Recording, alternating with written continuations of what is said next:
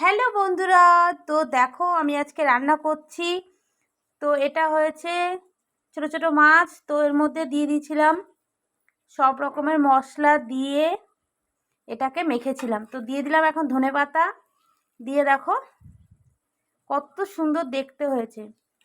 কালারটা একটু লাল হতো যদি আমি শুকনো লঙ্কা ইউজ করতাম, তো সেটা আমি করিনি, তার জন্য অত কালারটা ভালো আসেনি। তো বন্ধুরা দেখো, সব কিছু টমেটো, পেঁয়াজ, জিরে বাটা দিয়ে এটাকে কষিয়ে নিয়েছি। তো দারুণ হয়েছে দেখতে। তো বন্ধুরা চলো এটা আমি কড়াইতে দিয়ে দিই। তো বন্ধুরা দেখো আমি কড়াইতে দিয়ে দিয়েছি, গরম তেলের উপরে দিয়ে দিয়েছি, দিয়ে এটাকে একটু নাড়বো চাড়বো।